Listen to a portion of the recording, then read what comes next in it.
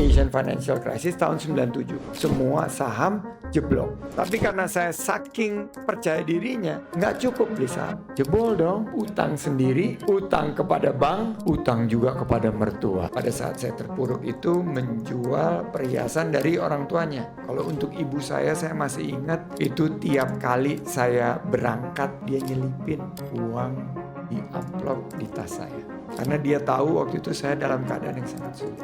Harus berani gagal jika ingin sukses. Jadi Unscripted ini Pak, ini adalah podcast yang kita bedah se-unscripted-unscriptednya gitu. Yeah. Tapi pertama kali nih Pak, kita offline, berbentuk offline dan ada audiens di sini yang nantinya juga bisa bertanya-tanya ya. Karena tadi saya udah sempat ngobrol sebentar dan mereka nggak sabar nih Pak, mau nanya-nanya sama Bapak. Dan pertama kali makanya silakan Bapak mau cerita apapun juga bebas. Tapi yang penting sih intinya di sini yang kita mau bawa adalah topiknya untuk usia 20-an. Yang mungkin masih merintis karirnya, masih membangun juga, masih mencari jati diri juga. Karena kan kita perlu belajar banyak ya dari tokoh yang sudah sukses, yang sudah make it, dan kita tuh pengen tahu apakah selalu rainbows and sunshine atau tidak gitu kan. Bagaimana caranya kita bisa go through over hurdles in life juga, in business, in relationship. Oke, thank you Tere. Terima kasih semuanya. Bismillahirrahmanirrahim. Assalamualaikum warahmatullahi wabarakatuh. Salam sejahtera bagi kita semua. Yang saya hormati Pak Erwin dan seluruh teman-teman. Ada dari IMI juga, dari Intrese, juga Bang Laja dan Anakin, dan teman-teman semuanya. Sebelumnya saya ingin terima kasih kepada Pak Erwin yang sudah memfasilitasi acara ini dan untuk Unscripted yang mengundang saya untuk ngobrol-ngobrol nih mengenai personal finance untuk anak-anak umur 20 tahun. Tapi sebelum saya mulai, saya pengen survei dulu nih, siapa yang usianya 20 tahunan angkat tangan? Oh, banyak juga ya. Mas Susan juga 20 tahunan ya? 29. Siapa yang 30 tahunan angkat tangan? Pandi, Rafli 20 tahunan dong. Pandi cuma 2. Yang 40 tahunan, Pak Arif kali ya. Effendi. Ada juga di belakangnya. Yansa 40 tahunan. Yang 50 tahunan. Belah. Ngantar anak ya, Laja. Yang 60 tahunan. Ada ya. Oke. Saya tuh mungkin ingin cerita dulu ya. Di usia 20 tahunan saya itu my journey. Karena ini mungkin lebih relate, lebih relevan karena saya lulus sekolah relatif early, umur 21 saya udah mulai kerja, 20-21 saya mulai kerja. Saya ingat sekali gaji pertama saya dulu dapat 2 tawaran tuh. Tawaran pertama dari Big Four accounting firm, tawaran kedua dari bank, dari grup Astra, waktu itu Bank Suma. Dan kira-kira bisa tebak nggak gaji per bulan dengan probation 3 bulan itu berapa pada waktu itu? Tahun 1990. 3 juta, Arif bilang. 1,5 Fandi bilang. Ada lagi yang mau nebak? 500.000. Betul ternyata. Jadi tawaran dari Big Four yang sekarang company-nya dikenal sebagai Ernst & Young itu 400.000 per bulan. 400.000 per bulan. Saya ngambil tawaran yang dari perbankan 450.000 per bulan. Beda 50. Kalau ditanya kenapa? Karena beda 50.000. Dulu 50.000 itu 5 juta ya mungkin ya. Mewah banget. Saya bisa dengan 50.000 itu ngajak makan pacar saya waktu itu, Mbak Nur, iyalah Bu Nur. Kan cuma satu. Cie. Itu bisa makan berdua, terus bisa nonton, terus masih sisa dengan 50.000. Sekarang 50.000 dapat apa? Nggak nyampe. Popcorn ya. Popcorn nggak cukup. Kemarin nonton film Kutunggu Nanti Sukses itu kalau nggak salah popcornnya segitu ya. Jadi kalau saya ingat-ingat dulu waktu saya umur di 20 tahunan, saya yang ada di benak saya waktu itu adalah bagaimana bukan hanya bisa memiliki penghasilan 450.000 itu, karena waktu itu saya nggak terlalu banyak memiliki pengeluaran selain daripada pengeluaran pribadi saya. Tinggal masih di rumah orang tua, mobil masih dipinjemin, kadang-kadang bensin masih diisiin, makan siang disiapin. Tapi saya ingat dari awal itu saya very frugal. Jadi itu kalau dulu di kantor itu pada makan siang di luar, ada yang di restoran, di kafe, ada yang di Amigos. Tahu Amigos? Agak minggir got sedikit. Agak minggir got. Kaki 5. Saya ingat dulu waktu saya mulai, dan ini DNA saya sebetulnya. Dari kecil sudah dididik, saya hemat. Jadi saya mempraktekkan a dollar save is a dollar earn. Jadi makan siang itu, ya makan pagi di rumah, makan malam di rumah, makan siang saya bawa sendiri. Sampai diketawain sama teman-teman yang lain. Wah lu kayak anak sekolahan bawa lunch bag gitu. Tapi itu jadi DNA saya, jadi core value saya. Untuk terus mengingatkan. Sehingga 450.000 itu setelah dikurangin biaya malam mingguan, terus biaya yang lain-lain untuk keperluan saya pribadi, mostly itu ditabung. Dan pada saat itu, nah ini yang mungkin saya ingin sampaikan, saya mulai berinvestasi. Karena salah satu hobi saya, kan biasanya semangatnya itu kan do what you love and love what you do. Jadi yang saya suka banget selain baca buku itu dulu adalah baca laporan keuangan. Jadi di koran-koran dulu di kantor saya, Bisnis Indonesia ya. Kalian udah nggak ada koran sekarang yang dicetak ya, di V-Office sudah nggak ada tuh koran. Tapi kalau datang ke kantor Saratoga tuh masih ada tuh, karena masih ada yang umur 70 tahunan yang datang masih baca koran. Jadi itu di belakangnya selalu ada laporan keuangan. Terus saya latihan ngitung nih earning per share-nya berapa, terus ngitung net tangible asset-nya berapa. Jadi saya suka menganalisa karena memang financial analysis and portfolio management itu dulu waktu kelas yang saya ngajar waktu saya graduate teaching assistant.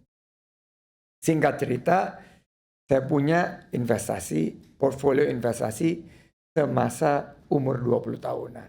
Sekarang saya mau tanya, yang umur 20 tahunan yang ada di sini yang tadi angkat tangan. Siapa yang sudah punya portfolio investasi? Angkat tangan. Rafli? Rafli udah. Tere udah ya? Sudah. Udah punya? Boleh tahu isi portfolio investasinya berapa alokasinya? Saham berapa? Saham semua. Pakai reksadana. Individual shares. Wah berani. Ini jago ini. Ini berani jago ini. Aduh. Aduh. Langsung jadi disorientasi. Saya dulu karena nggak bisa ngikutin individual share, saya belinya reksadana. Dan memang itu yang saya sarankan. Kalau misalnya mau berinvestasi serahkan kepada ahlinya. Jadi saham sama ahlinya reksadana. Tapi kan kita perlu bulanan. Selain di atas gaji dan juga bunga dari yang nggak terlalu besar ya, dari tabungan, giro, dan deposit, itu dana reksanya adalah fixed income. Jadi dana pendapatan tetap. Itu biasanya 2-300 basis point di atas deposit rate yang kita dapat. Jadi portfolio saya isinya itu terus berkembang sampai saya jumawa. Sampai saya sok tahu karena waktu itu karirnya meningkat luar biasa. Dan gaji saya di usia 26-27 tahun itu sudah mencapai $8.000 pada saat itu. Sehingga tabungan yang saya udah nabung sebanyak itu saya cemplungin kayak ini ke saham semua. Dan saham-saham yang individual yang tidak terdiversifikasi. Singkat cerita, Asian Financial Crisis tahun 97. Semua saham jeblok. Mestinya saya kit dong. Sahamnya jeblok, nilainya rendah, pasti masih ada. Tapi karena saya saking percaya dirinya, nggak cukup beli saham. Saya beli pakai margin call. Jadi equity saya itu yang hanya 20-30, saya doublein beli saham tambahan. Jadi akhirnya saham habis di foreclose, di for sale, di pasar, hutang masih tersisa. Nah itu kejadian pas saya umur 27-28 tahun. Jadi kembali ke titik nol.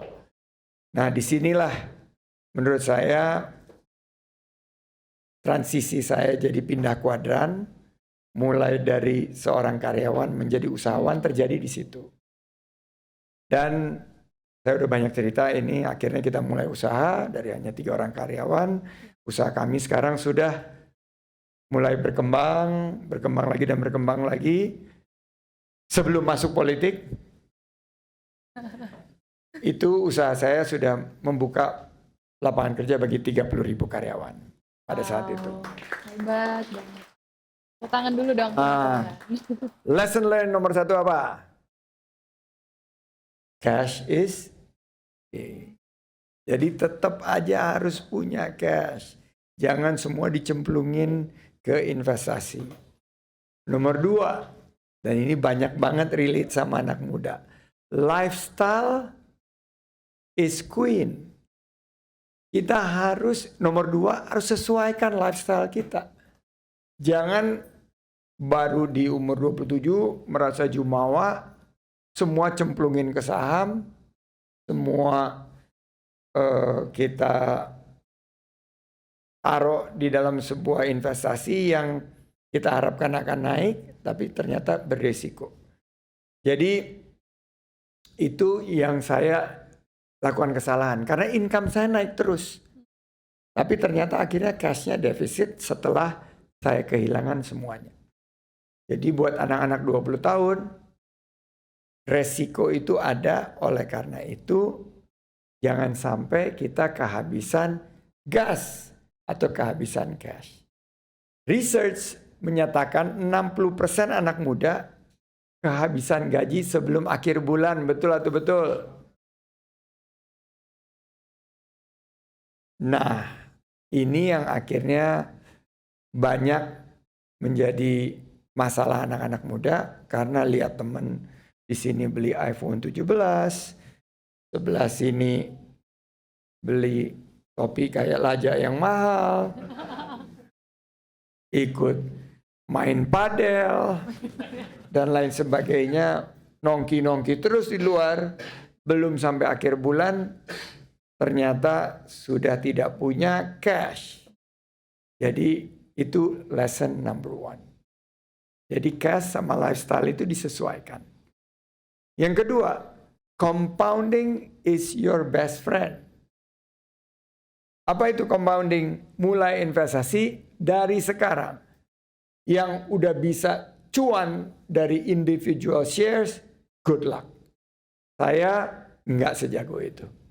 Saya serahkan kepada money managers, kepada reksadana. Untuk yang saya investasi sendiri, yang saya liatin setiap hari, saya berani cemplungin. Di Rekapital, Saratoga, sekarang ada di beberapa grup lain. Itu saya lihat sendiri. Tapi yang untuk investasi yang bisa kita tinggal tidur, serahkan kepada ahlinya. Mulailah di usia 20 tahun, jangan 30 tahun, because you would be late by 10 years. Mulai di saat 20 tahun, mulai dari kecil, hasilnya 2 sampai 3 kali lebih besar. Kenapa? Karena compounding works with time. Karena begitu kita ada waktu yang lebih panjang, aset kita yang dikelola dengan penuh kehati-hatian, delivering 8-12%, itu akan compound. Kalau bisa 20%, tiap 3 tahun itu double. Tapi rata-rata 12%, jadi tiap 6-7 tahun itu double. In size. Jadi itu yang lesson number 2. Belum kita nanti tanya jawab. Lesson number 3, active income has to be supported by passive income. Jadi harus punya passive income. Selain daripada income yang kita dapat sebagai profesional, kita harus punya passive income. Bisa datangnya dari aset, fixed income atau saham, bisa dari properti. Banyak yang jago properti, tapi saya nggak jago properti. Saya udah mengakui. Mpok Nur jauh lebih jago kalau properti. Saya boncos terus kalau properti. Dan banyak juga yang sudah membangun bisnis dan investasi untuk dapat financial freedom rata-rata sama teman-teman. Nah itu yang ketiga. Build active and passive income. Terakhir, financial discipline. Itu yang saya bilang tadi. Frugality. Bahwa kita harus hemat. Ada beda hemat sama pelit. Hemat itu adalah memastikan tidak besar pasak daripada tiang. Kelola your finances secara aktif dan betul-betul disiplin. Akhirnya kerja keras, kerja cerdas, kerja tuntas, dan kerja ikhlas. Gitu Tere. Terima kasih Pak Sandi. Mungkin tepuk tangan dulu dong teman-teman. Keren banget ya perjalanannya. Ada pantun. Pantun, oke. Pergi merantau mencari jalan. Penuh semangat bawa harapan. Jatuh bangun jadi pelajaran. Bersama Tere sukses beri manfaat bagi kehidupan.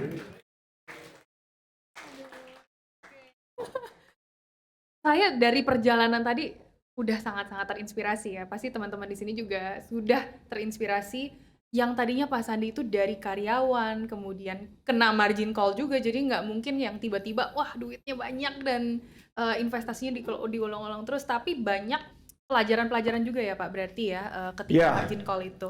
Selain margin call, pelajaran yang saya jarang ungkapkan, tapi karena ini Erwin yang ngundang, saya melakukan kesalahan yang sangat fatal pada saat itu. Karena selain margin call, nggak cukup buat saya. Jadi itu waktu itu kayak semacam kayak ada adrenalin gitu. I gotta do big. Karena waktu itu saya mulai masuk tuh di majalah SWA. Profesional Indonesia terkenal sebagai diaspora. Ada tuh, wah saya jadi jumawa waktu itu. Sebagai karyawan di cover gitu loh. Karena majalah SWA waktu itu lihat ada diaspora Indonesia di luar negeri terus di cover gitu. Nah, saking percaya dirinya, waktu saya nikah, belum nikah sebetulnya, saya meyakinkan calon mertua saya untuk berinvestasi. Ini dengan menjaminkan 3 sertifikat tanah miliknya untuk dapat bank loan. Dan uang dari loan itu diinvestasikan di saham-saham yang saya pilih. Jebol dong. Jadi saya bukan margin call, utang sendiri. utang kepada bank, utang juga kepada mertua. Waduh, itu pengalaman yang paling tidak enak. Dan begitu saya mulai bisa nyicil, yang pertama saya cicil adalah ke mertua. Karena setiap bangun pagi itu diingetin sama Mpok Nur. Lu balikin sertifikat bapak gue. Itu yang saya kerjain. Alhamdulillah 3 tahun saya menjadi usahawan selesai di 2022. Semua bank loan selesai di 2023. Dan 2024 alhamdulillah saya berhasil membawa salah satu deal mungkin yang terbesar di Indonesia saat itu, yaitu LBO dari Adaro, $1 miliar pada tahun 2004. Pak Sandi, ada satu cerita juga yang saya sebenarnya pengen tanyain. Tadi udah mungkin disebutkan istri Bapak gitu ya. Istri Bapak dan Bapak juga sering sering bilang juga di social media kalau istri Bapak itu menjadi the biggest inspiration, the biggest supporter juga. Dan ada statement juga yang istri saya adalah investor pertama saya karena dia menjual emas ya waktu itu ya, sampai menjual emas untuk support usaha Bapak sendiri. Seberapa besar sih Pak, mungkin buat teman-teman di sini juga pengaruh mungkin pasangan hidup, pengaruh istri juga ke keputusan finansial dan keputusan Bapak waktu itu? Yang udah nikah angkat tangan. Dalam membangun karir, dalam membangun investasi, dalam membangun bisnis, support system itu sangat penting. And your very most important support system is your family. Jadi waktu itu family kecil saya dan family yang agak besar saya, yaitu orang tua, sangat mendukung. Dan istri saya pada saat saya memulai usaha dan pada saat saya terpuruk itu menjual perhiasan dari orang tuanya. Dan dari orang tua, hasil jualan perhiasan dari orang tua itu dia investkan atau dia serahkan ke saya untuk saya bisa membangun usaha. Jadi itu sacrifice yang dilakukannya. Dan kalau untuk ibu saya masih ingat itu tiap kali saya berangkat untuk mencari rezeki dari rumah itu dia nyelipin uang di amplop di tas saya tanpa sepengetahuan saya. Karena dia tahu waktu itu saya dalam keadaan yang sangat sulit. Dan saya terlalu proud untuk minta uang ke dia. Jadi dia sebagai ibu, dia selip. Ayah saya setiap saya pulang selalu udah nunggu dan bertanya apa yang update hari ini. Dan dia yang mengajarkan saya to celebrate every single progress that I make, however small or insufficient it is. Jadi dia selalu bilang, ya aku bilang ada meeting 3 atau 4 tapi belum ada yang goal. Dia bilang kamu mesti bersyukur. Orang-orang belum tentu dapat 3 sampai 4 meeting sehari. Kamu dapat 3 sampai 4 meeting sehari, ya udah. Alhamdulillah, cepat kamu bersyukur. Karena dari situlah nanti seed for your future success. Nah, itu yang selalu ayah saya ajarkan ke saya. Jadi support system saya ada pada saat itu memberikan dukungan. Dan saat ini sekarang makanya saya apalagi alhamdulillah ya udah nggak di pemerintahan ini, banyak waktu ya. Selain banyak waktu sama anak-anak muda, waktu sama orang tua yang selama ini 10 tahun saya di pemerintahan itu hampir nggak ada waktu buat orang tua. Sekarang saya gunakan untuk lebih bisa membersamai orang tua saya. Orang tua ya Pak. Ya, karena orang tua saya itu yang memberikan begitu banyak kepercayaan saat saya memulai usaha.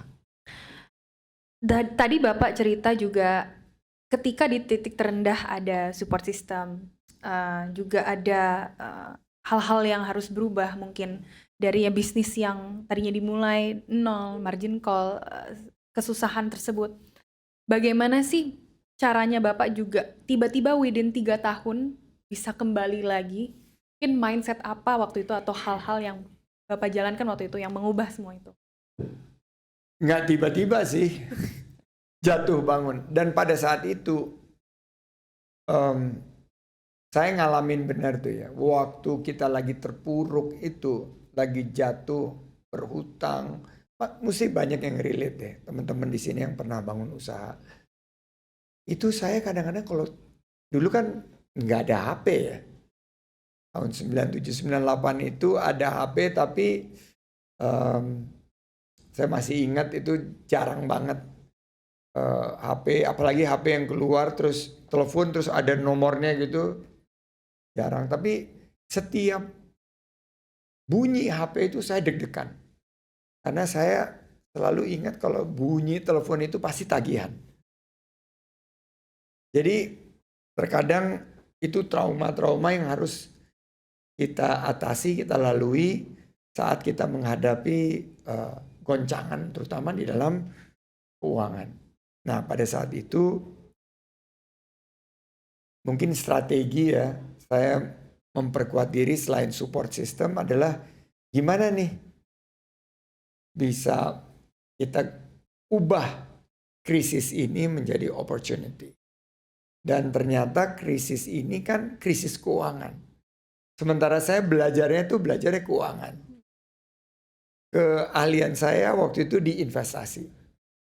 Jadi akhirnya disitulah saya pivot dari PHK, dari kesulitan keuangan. Akhirnya saya melihat peluang untuk mendirikan usaha. Banyak teman-teman saya waktu itu mencemoohkan. Karena ada 2 anak muda memulai usaha di bidang keuangan di saat krisis. Itu resiko untuk gagalnya sangat tinggi. Tapi karena kita memiliki zero other alternatives, makanya kita ambil peluang tersebut. Dan akhirnya strategi yang kita terapkan bahwa kita melihat Indonesia sebagai medium to long term masih bagus. Perusahaan-perusahaan yang bagus itu hanya butuh waktu karena kan lagi down untuk menyelesaikan kewajibannya dan perlu restrukturisasi. Dengan tambahan waktu mereka bisa memutarbalikkan situasi dan akhirnya bisnisnya maju kembali. Dan akhirnya fokus saya waktu itu adalah fundamental Indonesia itu sangat kuat, prospektif, dan scalability dari bisnis itu sangat kalau kita bilang terbuka. Jadi value itu akhirnya yang membawa saya semakin percaya diri dan akhirnya mulailah breakthrough satu persatu. Mulai dari klien pertama yang berhasil merestrukturisasi, saya masih ingat invoice pertama yang saya kirim itu sampai sekarang saya laminating, saya taruh di laci. Kalau saya lagi ingin nostalgia, ingin menyemangati diri, saya lihat itu invoice. Itu dikirimkan ke grup Jawa Pos, waktu itu dari Surabaya, dari tempatnya Pak Erwin. $10.000. Invoice pertama saya, $10.000. 8.000 untuk restrukturisasi, 2.000 untuk fee. Jadi itu saya ingat banget. Dan itu menjadi modal pertama kita membangun usaha. Wah, dan Bapak sendiri ketika membangun Saratoga ya Pak ya, karena teman-teman di sini pasti udah pada tahu lah ya Saratoga dengan portfolio investmentnya. Pernah kepikiran nggak sih Pak bisa sampai sejauh ini di titik hari ini gitu? Apakah itu memang mimpi yang Bapak sudah punya dari kecil, dari ketika jadi karyawan biasa? Apakah kepikiran akan masuk politik, usahanya akan sebesar ini? Gimana Pak kalau melihat balik lagi ya? Sama sekali tidak pernah terpikir sampai saat ini. Nah jadi kalau kita lihat kan itu siklusnya luar biasa. Dulu saya gajinya $10.000, saya terpuruk. Waktu saya mulai usaha, invoice pertama saya $10.000 lagi. Jadi it took 5 years of cycle di mana kita bisa eh, kembali bangkit lagi dan memulai sesuatu untuk bisa pertama survive. Jadi ada 3 tahap tuh saya ingat. Dari Capital, Saratoga sampai sekarang selalu siklusnya pertama survive. Survivability skill kita itu harus luar biasa. Dan saya selalu bilang, never ever underestimate human survival skills, opportunity to create moments for themselves supaya dia bisa bangkit. Nah, itu saya ngalamin sendiri. Jadi survive, periode itu diikuti revive, itu 3 tahun kedua revive, dan setelah itu thrive. Jadi prosesnya itu about 5 years, 2 tahun survive, 3 tahun revive. Capital Saratoga itu mulai boom setelah ada aset recycling dari pasca krisis ekonomi. Ada yang dari BPPN, IBRA, ada yang dari corporate restructuring. Juga kita lihat bagaimana strategi yang tepat jika dieksekusi. Jadi strategi aja nggak cukup. Harus ada kemampuan untuk mengeksekusi. Harus punya kemampuan untuk berani invest di people untuk mengeksekusi strategi dan opportunity yang kita miliki. Dan Bapak sendiri mungkin sampai ke titik ini ya. Mungkin apakah ada sosok juga yang menginspirasi gitu? Karena mungkin di dunia keuangan mungkin sosok-sosok mentor seperti Warren Buffett, orang-orang hebat seperti itu. Mungkin apakah Bapak juga punya mentor dan seberapa penting sih peran mentor? Iya, kalau seorang investor pasti true north-nya itu Warren Buffett ya. Karena saya fundamentalis. Tapi di dalam negeri mentor saya, dan saya sangat-sangat beruntung gitu bisa berinteraksi sama dia, terutama di masa-masa lanjut usia beliau tuh Pak William Surajaya.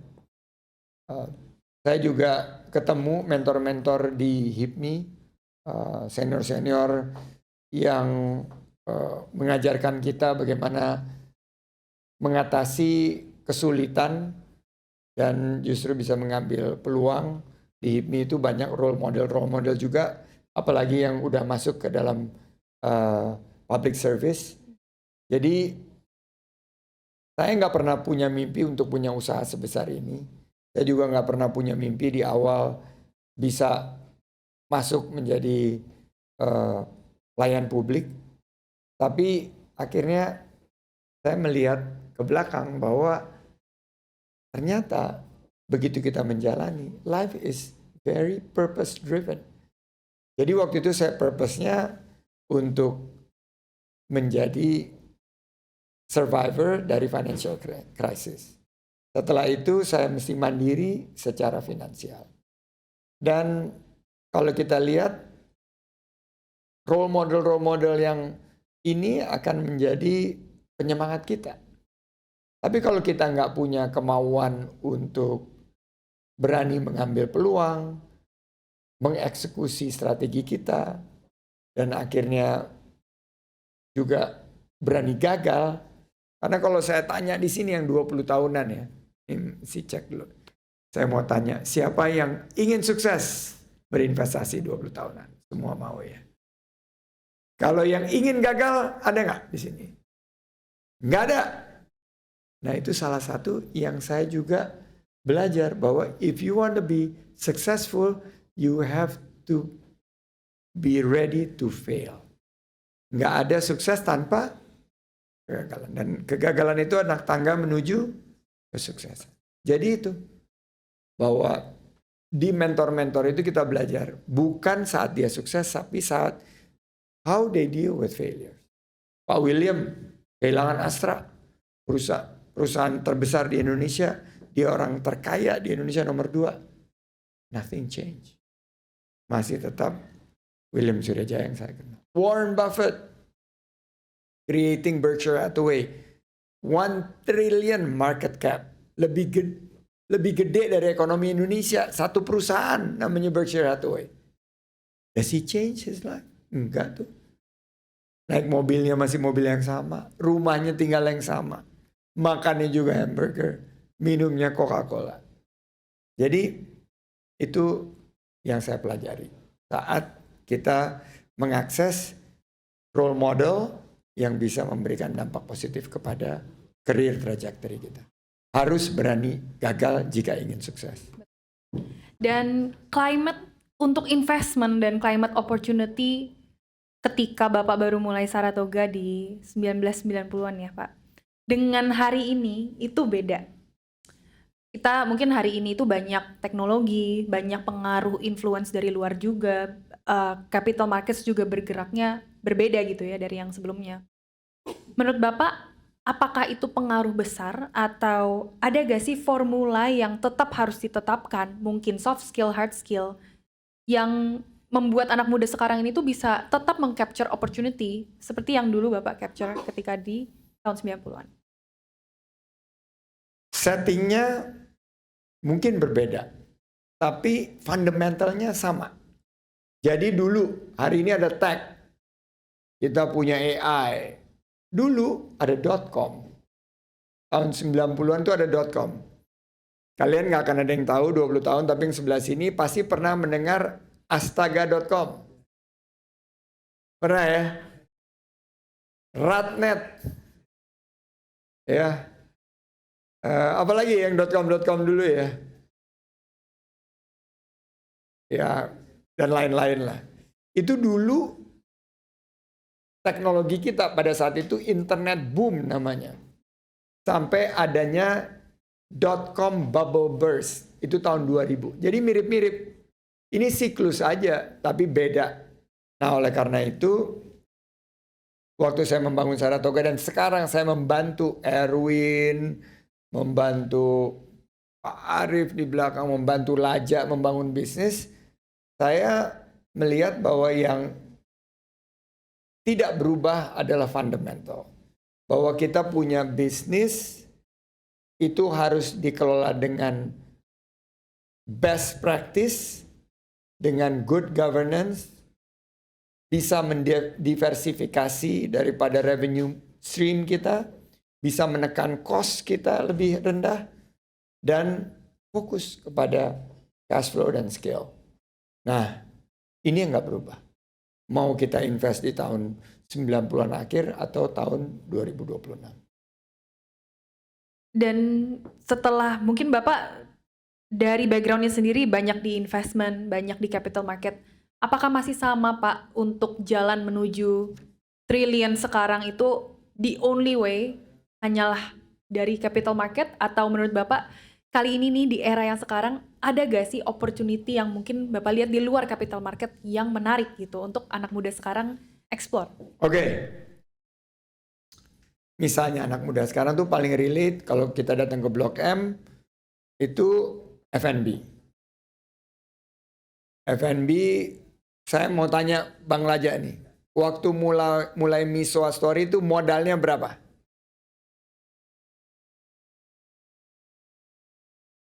$150 juta. Masing-masing. Jadi berempat mungkin 600 juta. Sekarang sudah punya berapa cabang? 12. Satu cabang kira-kira menghasilkan berapa revenue-nya per bulan?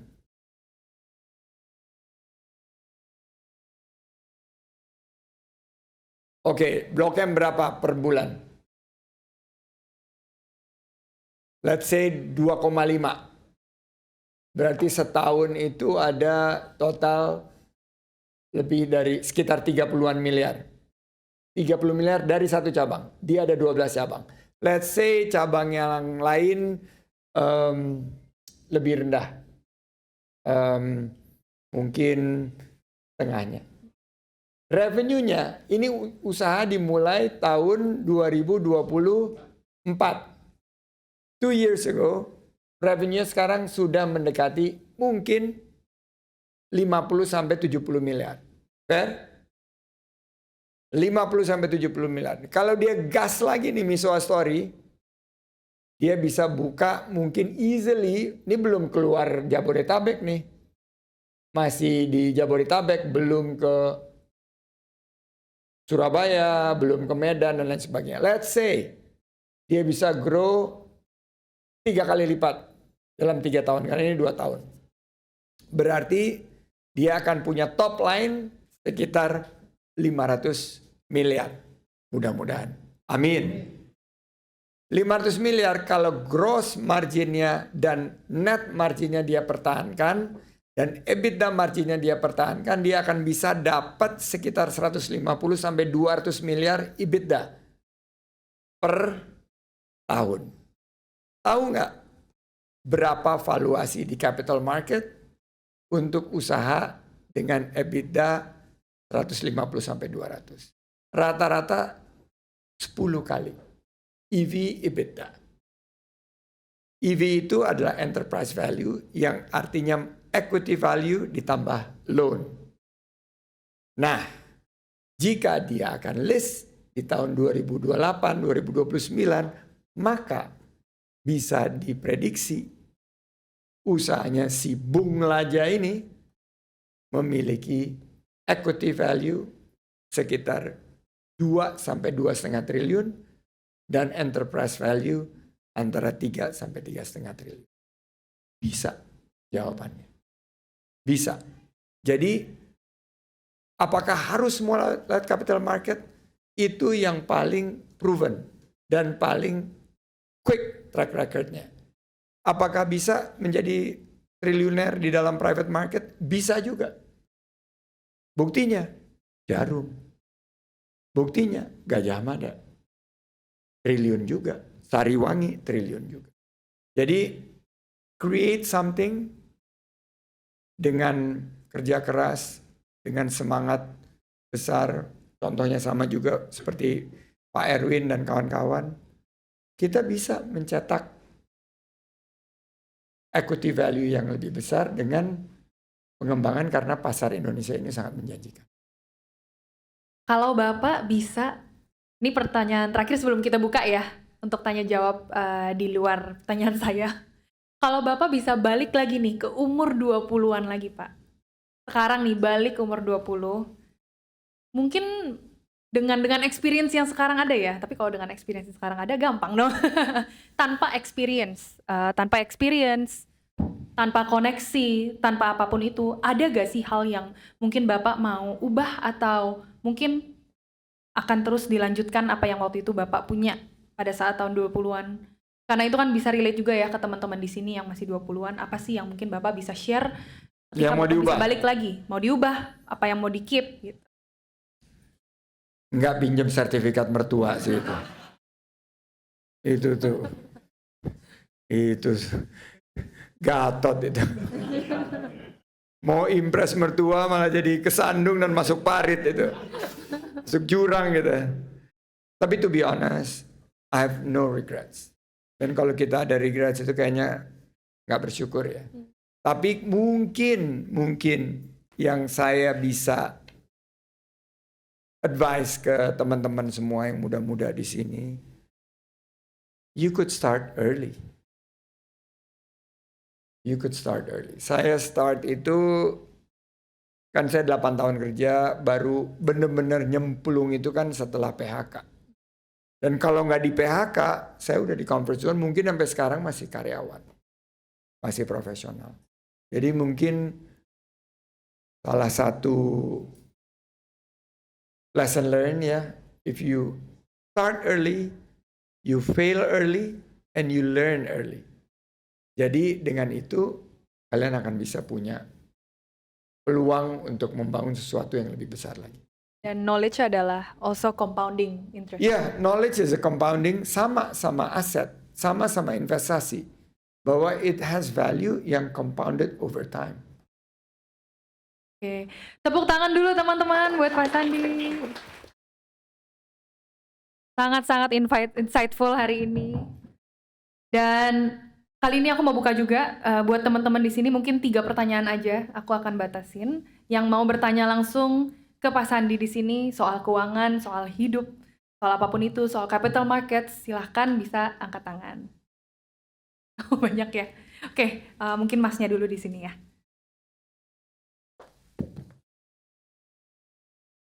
Assalamualaikum warahmatullahi wabarakatuh, Pak Sandi. Selamat sore, nama saya Rinal Pasya. Saya dari Tasikmalaya, usia saya 27 tahun.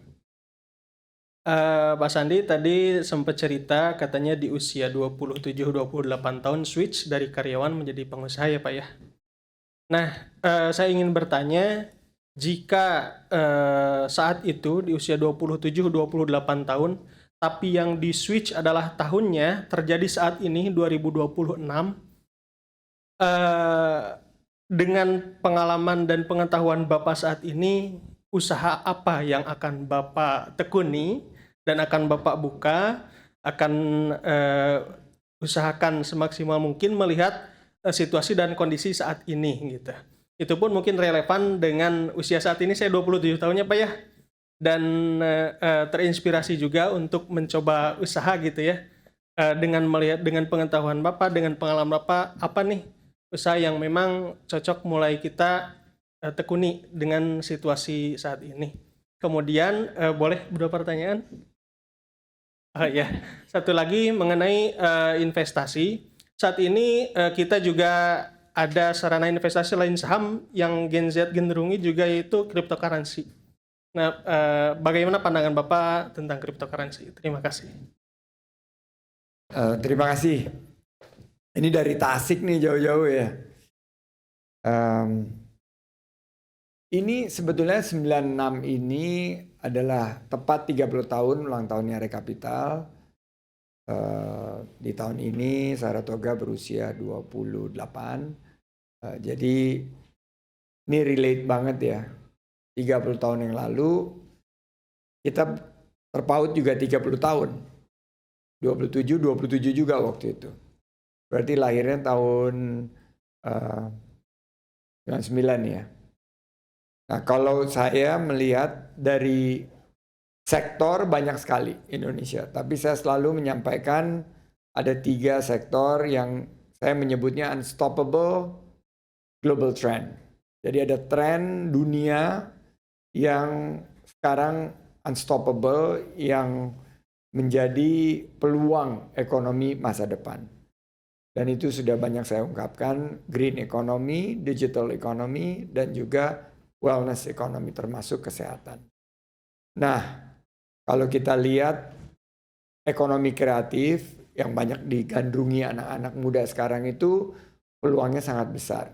Dan kalau mereka ikut dalam klaster, misalnya terdigitalisasi, limbahnya terjaga dan sangat environmental, punya dampak yang bagus, dan juga punya aspek dari segi wellness, bukan hanya physical tapi juga mental, ini juga sangat baik.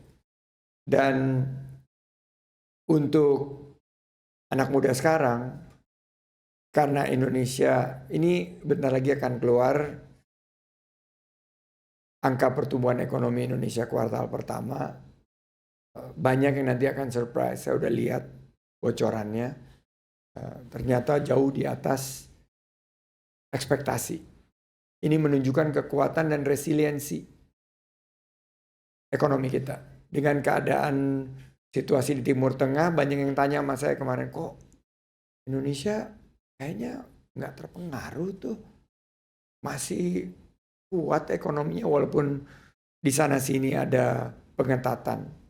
Dan ini setelah kita dalami karena memang fundamental ekonomi kita itu kelas menengah. Dan di drive 80% dari konsumsi. Konsumsinya dari konsumsi rumah tangga. Nah, selama kita berputar domestik ekonomi kita tangguh ekonomi kita. Asal kita mampu menjaganya dengan bijak, disiplin, terutama di masalah keuangan. Nah, kripto ini belum masuk ke dalam portfolio investasi, masih masuk ke dalam portfolio edukasi. Saya masih belajar sampai sekarang, belum berhasil. Tahun lalu saya mulai mencoba alokasi sedikit sekali, di bawah 1% dari portfolio saya di kripto. Saya nggak ngerti itu naik turunnya seperti apa. Tapi kita jual, saya waktu itu cuma hanya di yang mengelolanya hanya berani di Bitcoin. dan pada di angka 100-an lebih itu kita nggak punya sama sekali pandangan apakah yang akan mendrive value atau mendestroy value. Akhirnya kita lepas, dan sekarang di angka segini juga saya nggak punya conviction karena saya belum mengetahui secara dengan penuh confidence apakah inilah yang tepat untuk mulai berinvestasi. Kalau saham, bonds, property maupun aset kelas lain, emas, itu saya punya pengetahuannya, tapi kalau kripto saya nggak punya. Karena memang kalau kita mulai berinvestasi nggak bisa asal juga ya Pak, harus yang kita punya conviction dan sudah edukasi, sudah di back dengan banyak riset baru kita masuk. Nggak bisa dengar-dengar orang dan ikutan investasi aja. Oke, mungkin pertanyaan selanjutnya. Semangat banget yang itu aja di belakang. Oke, satu lagi nanti ya. Oke, selamat sore Pak Sandi, nama Teresa. Saya Charles, saya founder PT Horus Teknologi. Saya biasa membuat sebuah software AI ya untuk enterprise software di luar, lalu pulang Indonesia juga membuat di sini, jadi enterprise software with AI. Nah, budaya sejak AI ini kan ada etikanya ya, budaya AI etika termasuk dalam segi finansial juga ada halusinasinya.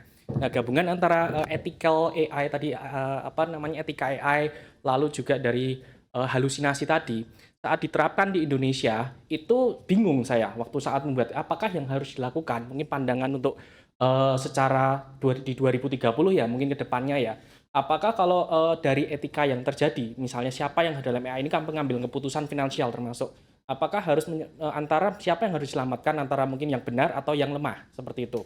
Mungkin kalau yang sudah paham tentang AI ethical mungkin secara garis besarnya saat pengambilan keputusan misalnya ada orang bapak-bapak naik mobil lalu siapa yang misalnya bapak-bapaknya benar tiba-tiba ada anak nyebrang jalan. Lalu siapa AI ini autonomous car ini siapa yang harus dikorbankan misalnya saat pengambilan keputusan atau siapa yang harus diselamatkan antara ibu atau anak misalnya saat hamil misalnya saat melahirkan. Nah, di sini dalam perusahaan itu juga ada namanya ethical AI itu. Bagaimana apakah ini yang harus di decision maker-nya AI itu seberapa? Nah, ini efeknya kalau misalnya kita ada AI governance tadi di dalam sebuah enterprise tadi, efeknya akan ngaruh ke financial tadi, financial secara global ya, secara nasional. Nah, ini balik lagi secara etika ini siapa nanti kalau misalnya dari segi legal, siapa yang disalahkan kalau pengambilan keputusan di setiap perusahaan enterprise tadi, lalu dari pemerintah juga itu tadi mengorbankan banyak yang akhirnya finansialnya kolaps gitu.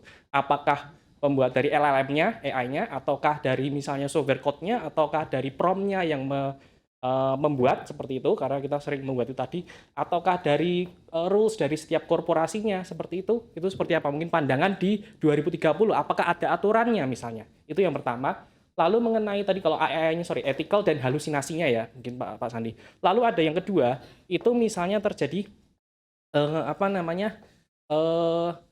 dalam dipakai oleh perbankan misalnya yang kita buat misalnya perbankan ini tadi. Nah, di perbankan ini ada AI ini bisa memprediksi jika orang tersebut sebelum paham kalau misalnya sebuah perusahaan atau orang tersebut bangkrut, dari pola-pola itu bisa di-track gitu. Nah, di-track ini tadi, tapi itu kalau kita bikin misalnya waktu saya di UK itu ada namanya GDPR seperti itu. Nah, sama Privacy Act-nya. Nah, lalu bagaimana untuk privacy di UU di Indonesia untuk privacy law? Apakah secara bank langsung ke-cut misalnya, langsung blok semua atau pemerintah akan ke-blok untuk rekening atau apa jika itu ada pola-pola tersebut? Yang otomatis itu juga melanggar dari hak ekonomi individu seperti itu Pak Sandi.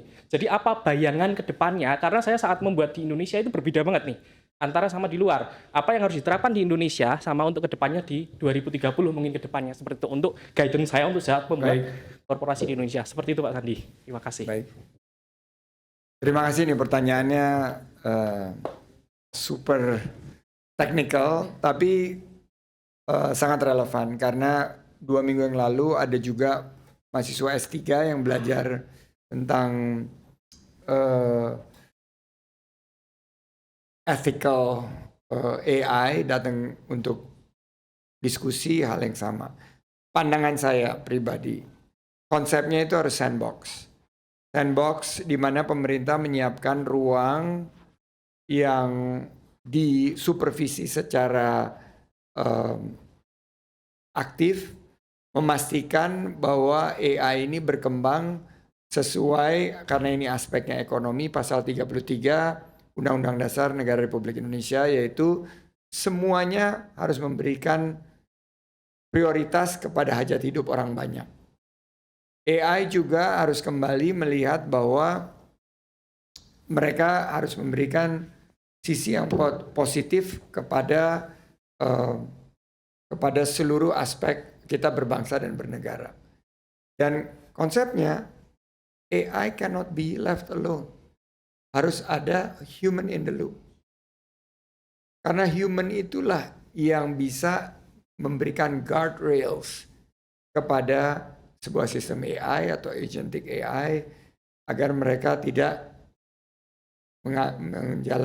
mengalami halusinasi dan mengambil keputusan yang salah.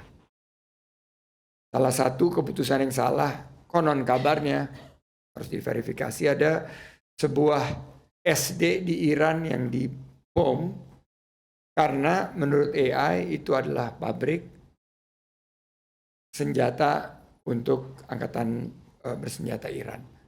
Nah, itu AI melakukan kesalahan. Dan bisa dilakukan kesalahan karena tidak ada man in the middle.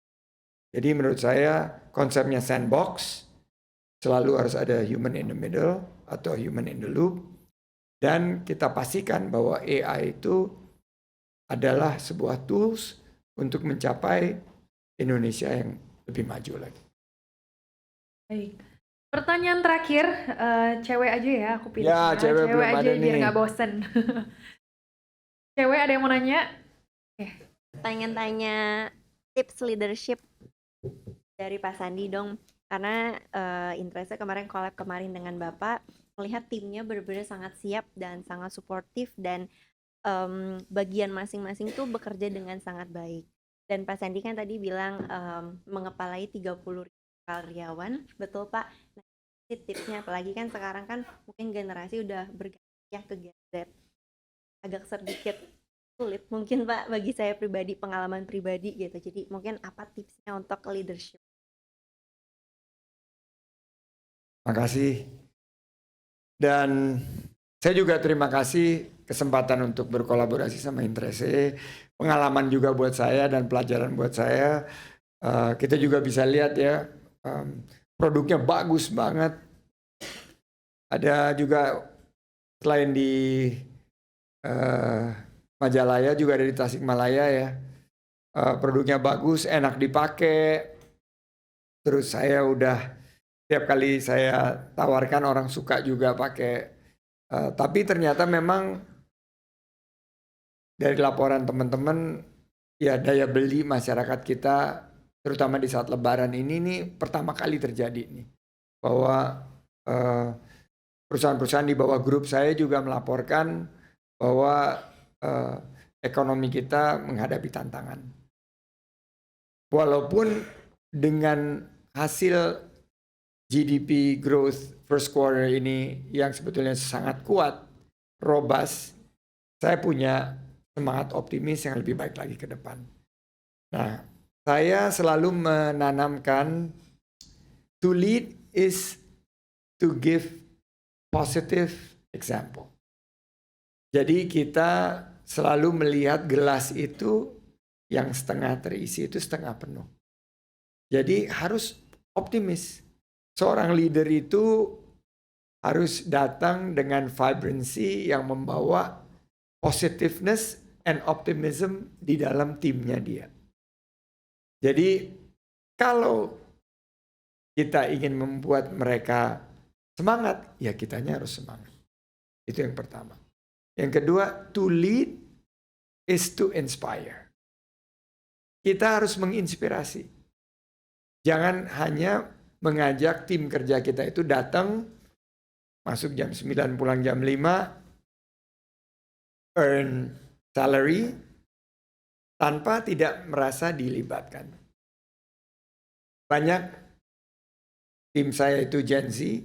Gen Z ini saya libatkan di every single detail yang saya kerjakan.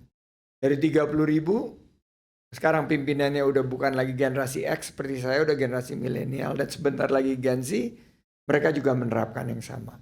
core value-nya itu nggak berubah. Di Recapital, di Saratoga maupun di tempat lain, core value yang saya ingin tanamkan itu adalah to lead is to give positive example and to lead is to inspire. Jadi dengan semangat itu mudah-mudahan tim member kita yang ada itu sama termotivasinya dan mereka bukan hanya mencari penghidupan kerja bersama kita tapi mereka bisa menginspirasi others around them. Perkenalkan, nama saya Mumtaz, saya temannya Anakin. Saya ingin bertanya, saya 16 tahun sudah mulai berinvestasi di silver dan gold, dan saya sebenarnya ingin menanyakan apakah trading seperti saham dengan leverage itu aman atau better saya investasi saja? Apa pandangan Bapak terhadap trading dengan leverage? Sekian pertanyaan dari saya. Ini yang margin trading ya, trading with leverage tadi baru diungkapkan. Memang saya punya pengalaman sangat buruk. Tadi saya ceritakan saya kena margin call dan lain sebagainya. Tapi banyak juga yang punya cerita success story. Bahwa mereka bisa meningkatkan return karena kalau berinvestasi dengan margin, dengan leverage itu bisa 2-3 kali lipat. Tapi juga ada 2-3 kali lipat kemungkinannya untuk boncos, gagal total. Jadi resiko itu yang Mumtaz mesti perhatikan.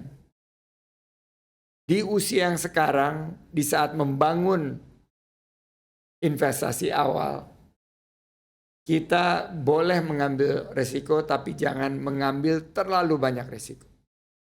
Silver and gold. Saya big believer di silver and gold.